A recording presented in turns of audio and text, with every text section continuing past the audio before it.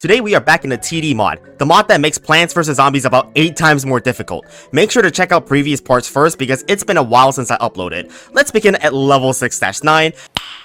Nice. And unfortunately, this level has jalapeno zombies again. I'm sure that most of you by now would be aware of how atrocious jalapeno zombies are to deal with because of their extremely short fuse in this mod, which allows them to incinerate our defenses in just mere seconds. But this level is even worse than the previous levels of jalapeno zombies because this level also has gargantuars. With their tremendous amount of hit points and multiple infros, dealing with them demands a lot more resources. That's not the only other problem we have, because the usual flower pot spam strategies to stall out zombies are ineffective against catapult zombies, who convert flower pots to conet zombies. I've only mentioned half the zombies in this level so far, and it's already looking pretty bad for us. Our attacking plants had no chance of survival against the jalapeno zombies as usual, so we had to resort to using only instant kills as our defense. Using instant kills is much more efficient than planting starfruits, as jalapeno zombies can quickly destroy any plants on the board. Now, usually, instant kills are pretty effective because, they instantly kill zombies, but this level features gargantuars and tallnut zombies, which both require more than one explosion to take down. This in particular directly impacts our ability to deal with the last special zombies in this level, the Digger Zombie. If we don't deal with these guys as soon as they spawn in, they'll start summoning a bunch of buckethead zombies. There's no way we can defend these buckethead zombies with all our instant kills on cooldown, so yeah, we are completely cooked. A similar story can be told for the next run. We simply have to kill Digger zombies with instant kills, so we don't have an efficient way to deal with tallnut zombies. It's not like I even had a chance to stall them out with flower pots, as the catapult zombies from behind one-shot our flower pots. I mean, what can we do to stall out the zombies if we can't spam flower pots? Now, I'm not gonna lie, and I'm gonna tell you guys that I originally looked up the solution to this level. However, the loadout used to beat this level previously is actually outdated and no longer works in the newest version. So I had to come up with a brand new strategy and be the first person ever to beat level 6-9 on this version of the game, because I could not find one other person who could beat this level on this version, even with RNG manipulation. So I had to devise quite an innovative loadout, which has Gold Magnet? Yes, so obviously it's been changed from the original game, and it now actually spawns a hypnotized ducky tube zombie when placed, which has about the health of a gargantuar. If you were wondering why I didn't just use Hypnoshroom instead, just a quick reminder that they don't hypnotize zombies anymore and instead vaporize them. So Gold Magnet is the only way we can get hypnotized zombies. Hypnotized zombies block off incoming zombies and can't be damaged by jalapeno zombies or catapult zombies, making them the ideal counter to tallnut zombies in this one level in particular. On top of that, we get to use Magnishroom in this loadout, meaning we can pull diggers out of the ground and stop them from spawning more buckethead zombies. But this does not allow us to stall out the catapult zombies efficiently. With instant kills on cooldown, we have to get pretty creative by digging up our flower pot right before its catapult shots land on it to prevent a conet zombie from being spawned. This gets insanely tricky when you're trying to deal with multiple catapult zombies at once, and it also costs a crap ton of sun because we're essentially spending 50 sun just to stall a catapult zombies for like 2 seconds. It also doesn't help that catapult zombies do more damage in this mod, so you can't even block them by planting another plant on top of the flower pot.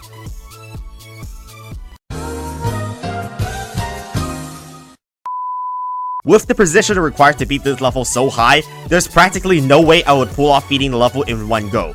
To save a lot of time from needlessly replaying the early game of this level multiple times, I made a checkpoint save to save my progress before the first flag. Note that this requires save file manipulation that is usually not accessible in-game. And when I mention save scumming, you know that there's going to be a lot of fails incoming. I couldn't even count how many times I had to reset in this level. If you thought that level 6-7 was extreme with the 1 in 30 billion chances, this level somehow one-ups that. Unlike level 6-7, there is no cheese solution where just removing one zombie from the equation of the level solves everything. I have to actually beat everything the game throws at us. If you just look at what's going on right now, how the hell are we even going to get enough instant kills in the first place that we can stop all these zombies? The variety of zombies the game is asking us to counter is basically playing Survival Endless without cop cannons. An absurd amount of Digger zombies every wave, alongside a ridiculous amount of catapult zombies that do insane damage if you don't have umbrella leaves, and half your defense gets incinerated every wave. Just to make it extra stupid, this level takes place in a world where you can only plant on a flower pot, so there's no way to even combo instant kills before your flower pots get obliterated. Without umbrella leaves at our disposal, as we are forced to bring instant kills for damage, don't get me started on catapult catapult zombies. If you forget to dig up your flower pot 1 microsecond too late, you instantly lose a lawnmower. And since we were now closing in onto the 4th hour mark of being stuck on this one level alone, I pledged that this would be my last attempt this stream before calling it quits, so I came up with an alternative plan. Now, you see, I've been using Potato Mine the entire time for one simple reason. It kills Digger zombies and Squash doesn't. But what if I told you that killing Digger zombies outright is actually a bad idea? So first of all, we have to analyze what we've been constantly losing to. Well, the common reason between different attempts is we either run out of sun or we lose to catapult zombies spawning conehead zombies in the back. Why do we run out of sun? Well, perhaps it's because we have to keep replanting flower pots to counter catapult zombies. So now, it's time for us to redirect our attention from the Digger zombies to the catapult zombies. Instantly detonating them with Potato Mine saves us a tremendous amount of both effort and sun. We also want to spend our outer instant kills as soon as we see them entering the field, just to optimize the recharge time on our instant kills a little bit.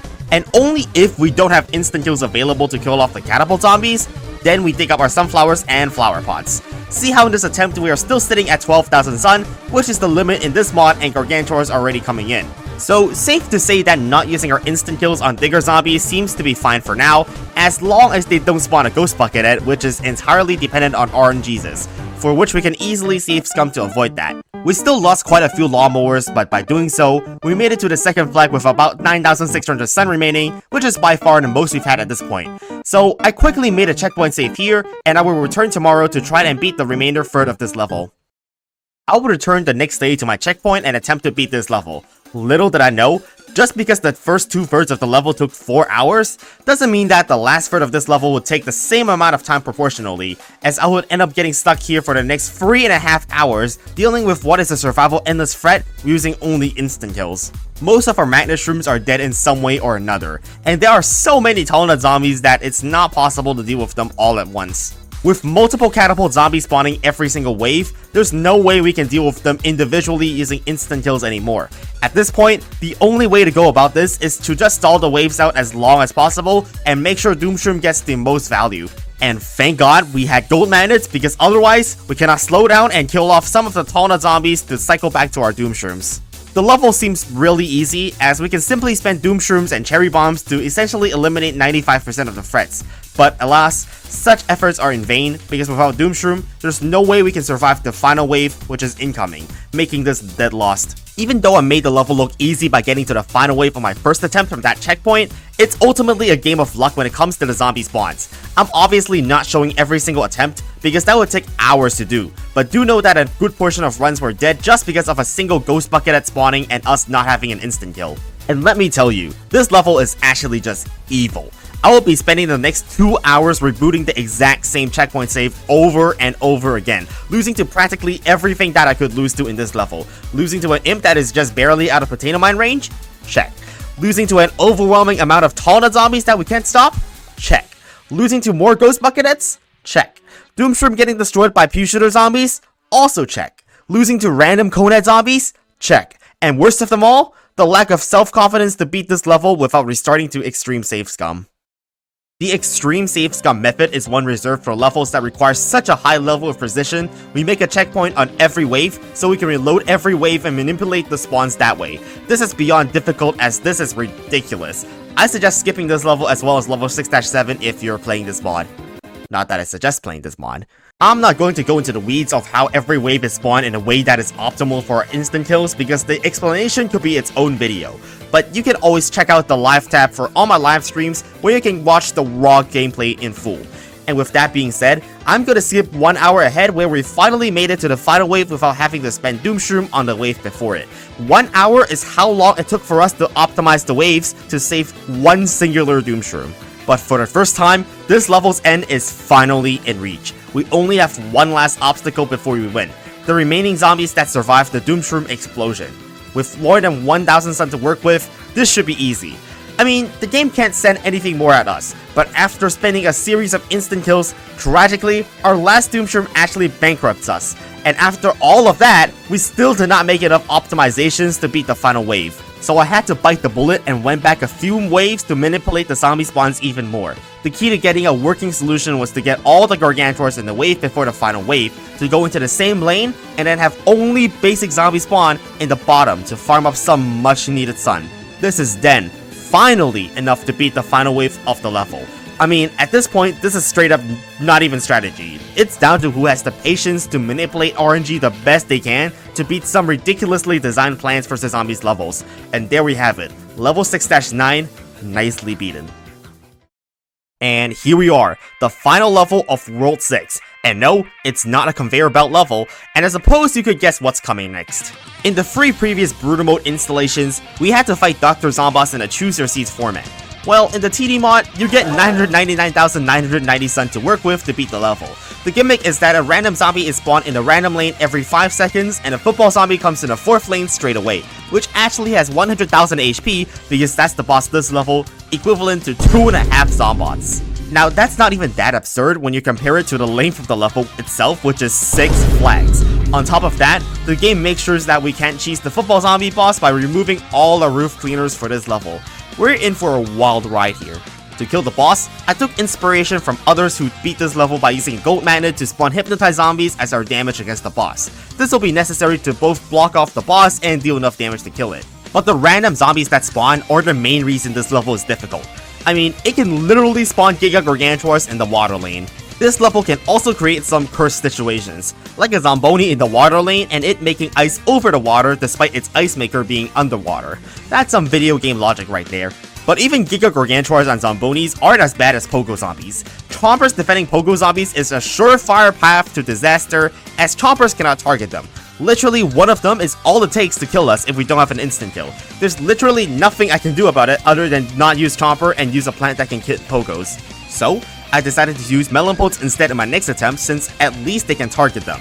But they kind of miss their shots pretty often. Like, almost all of them often. At least we're doing some damage compared to Chompers, which quite literally are hard-coded to not hit Pogo Zombies, but it's not much better. And if you thought throwing every single zombie in the game at us in one level wasn't unfair enough, the boss activates its special ability every once in a while and disables us from planting anything. But coincidentally, or maybe not so, this level has dancing zombies, which if the ability activates at just the right time, we won't be able to block off dancing zombies with a flower pot, and it will literally simply moonwalk to the back and destroy our defense. Now isn't that just completely fair and balanced? And by looking at what we have to deal with in this level, I feel like it just might be fair to say that this level isn't reasonably possible to beat due to the sheer amount of bullshit that the game throws at us all at once. Having every single zombie in one level is pretty close to taking first place in terms of unfairness out of all the different levels I've seen in Plants vs Zombies mods. Now technically speaking, we can make a save state every 5 seconds to manipulate what the random zombie spawn will be. But if that's the only way so that we could beat this level, that's taking things a bit too far even for my standards. To my research, I'm fairly certain that's how other people actually managed to get past this level of pure stupidity. Now, considering I made like 30 different save states in level 6-7 and that was like a 1 in 30 billion run, it's safe to say that this level, which requires a save state every 5 seconds, would need luck on par with dream levels. In conclusion, I'd say this level is just bad game design because literally nobody is going to beat this level legitimately in perpetuity. But this level is beatable. How? Well, it's actually a secret in this mod. You'll need 10 slots for this to work, and what you have to do is simply pick the first 10 plants in the order we unlock them. Magically, this will automatically win you the level 5 seconds after you started. It's really that simple because of, yeah, this not cheat code. Okay, totally not cheating here. Alright, and it's time for the 7th world. And immediately, a warning message pops up. Warning, the zombies in the 7th world are furious and have become especially strong. Well, isn't that nice to show up right after a literally impossible level? Even Crazy Dave comes out again. I've got to warn you. Here, it's getting weird. After the first lag, some weird stuff is gonna happen. Good luck. Alright, what is this ominous foreshadowing by Crazy Dave? Well, welcome to World 7, where things are getting weird now. At first glance, this level seems to be pretty easy, since it's just dancing zombies and football zombies. Remember that Giga Gargantuars only spawn on the final wave, so we just have to beat everything before that without spending lawnmowers. But the special thing about the first level of World 7 is that 3 different unique gimmicks can happen, and one of 3 is chosen right at the beginning of the level. And the special gimmick in my first attempt was that after the first flag, our sun gets rapidly drained and all C cooldowns are increased. I'm fairly certain it is the hardest out of the 3 possible gimmicks, and even with a crap load of sunflowers, we can't get sun faster than it is getting drained, so it became impossible to build any new chompers past the first flag. The worst part of this is that I can't even save up sun by not collecting it, since sun is auto-collected in the TD mod. So yeah, even with Ice Shroom off cooldown, there's nothing I can do about any of the zombies entering the house. Completely disastrous first attempt. In my next run, I went with Gatling Peas to test the waters just because. And this time, after the first flag, the game screen starts flashing like in level 4-10. Technically speaking, this is the easiest of the 3 possible gimmicks, because it doesn't affect our ability to defend and only our vision. But it's also the gimmick I definitely will not be playing through, since the screen flashes makes the level kind of impossible to commentate over. But let's see what the last gimmick is to see which version of the level we want to play. The third and last special gimmick that's in this level is after the first flag, the game speed doubles and zombies can now only be slowed down for at most 1.5 seconds. This is pretty detrimental for us, as we heavily rely on slowing plants to increase our damage output with the Starfruit Repeater strategy, especially Blover. Blover usually slows down all zombies for 10 seconds, so you see, this gimmick heavily nerfs it to oblivion, making it much harder for us to kill off all the football zombies. But now, we can choose from which version of the level we want to play to beat it. We could have our sun get drained constantly, have the screen flashing block our vision of the game, or the game speed doubled with a heavily nerfed slowing. As I said already, I wouldn't play the screen flashes, and the sun draining is pretty obviously more difficult than the increased game speed, so this is the version of the level I will show beating in this video. Now, I just need to find a way to get around the less effective slowing in this level. Firstly, slowing down the game speed using Cheat Engine is always possible, which overrides the game speed change in this level. But I'm just going to use the magic of editing to revert the game speed to normal for you guys to watch, so you won't even notice anything different for the rest of the video. So now, the only additional consideration we have to make is with slowing status effects lasting only 1.5 seconds instead of the usual 10 seconds. With Blovers becoming ineffective, I tried replacing them with Snow Peas. And well, that didn't go quite so well because the slow effect it offers is too weak, only slowing down one zombie at a time. And you may be thinking that the level where slow effects are much worse must be the level that Torchwood is useful, but regretfully so, I can tell you that it still sucks because it just doesn't do enough damage, and we lose even faster because we couldn't even kill the flag zombie, so 2 things going wrong certainly doesn't help our case here. So instead of Gatling Peas, I went back with the better plan for this level, which are the Chompers. This allows us to bring a lot more instant kills than before, and also Puff Shrooms as a way to stop all-star zombies. All in all, this actually went pretty well initially, as the amount of instant kills really allowed us to easily eliminate lots of football zombies at once, and reducing the amount of stress chompers we're taking. However, later on in the level, the problem I had was with trying to deal with the hordes of backup dancers which overwhelm us with their sheer amount of Sambat EPs.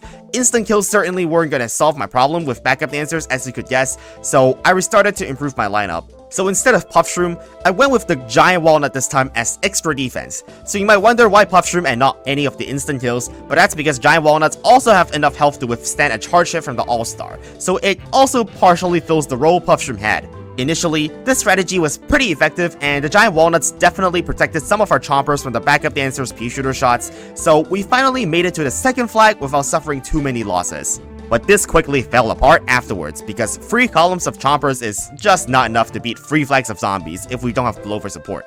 The sheer amount of hit points the zombies have is simply way too much to break down, and once that happens, we can't survive against the dancing zombies no matter what. So instead, I pivoted from Giant Walnuts and decided to go with Pumpkin instead, which still protects our plants from pea shooter shots by backup dancers. And in addition to that, Pumpkins are better, as their on-death squash ability helps deal with the large number of football zombies later on in this level.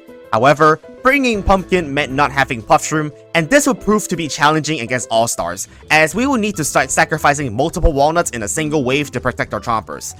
Even later on in the level, we will need to lose multiple sunflowers to protect our chompers. This was quite detrimental to our sun economy, and it caused us to run dry out of sun close to the end, making it impossible to defend for much longer. By now, it seems abundantly clear that no combination of wall plants was going to bring us to victory with Chompers. I decided to go with Gloomshroom, as it was obviously the second best choice if Chomper didn't work. Deals high damage to football zombies and also counters dancing zombies pretty effectively, as long as the squares around the Gloomshroom are empty so backup dancers can't trample our plants. And since dancing zombies cannot spawn on the top or bottom lanes, Gloomshrooms in this formation can easily clear out the backup dancers in any lane as long as we put a chump blocking plant here to stop any dancing zombies in the middle lane. But later on in the level, I figured that I didn't have enough damage against football zombies in the top and bottom lanes, so I also added Gloomshrooms in the second column to deal with that issue. Otherwise, everything was extremely smooth sailing for us between the first flag and the second flag. It's really easy to counter large clumps of zombies in the middle with cherry bombs, and any football zombies on the side lanes can be eliminated using squash. And now, I want to introduce to you what might be the biggest throw of my career of playing Plants vs Zombies. I'll even play it in slow motion so that you can see it more clearly. So obviously the first thing we do when a flag zombie comes in is to plant a Doomshroom. I don't know why I didn't just put it into the second lane instead of the middle lane, so it just dies for free. Then I plant a cherry bomb right into a Hypno Cone head, so that also dies for free. You know what's actually worse than all of this? What if I also messed up my last instant kill?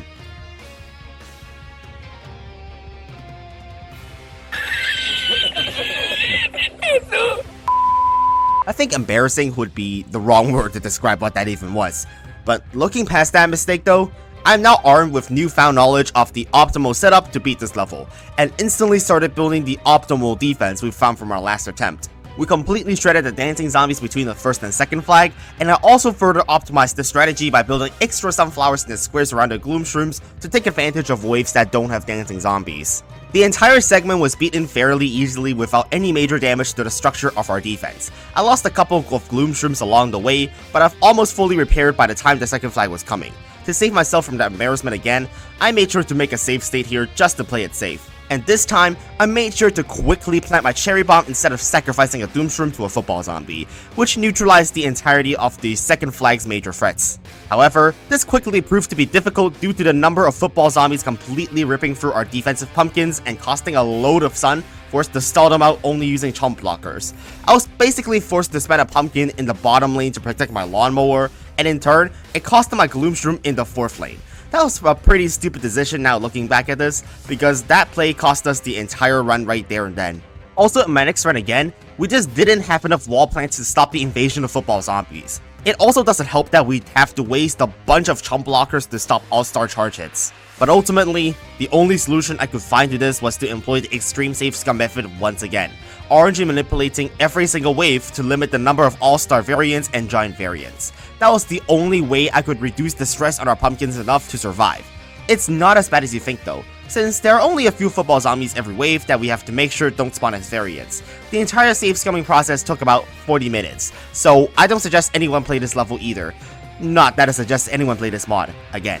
But protecting our final Doomshroom with a Puffshroom against all-star charge attacks and timing it accurately should allow us to hit all football zombies and dancing zombies in one go, to eliminate any potential threats posed by them.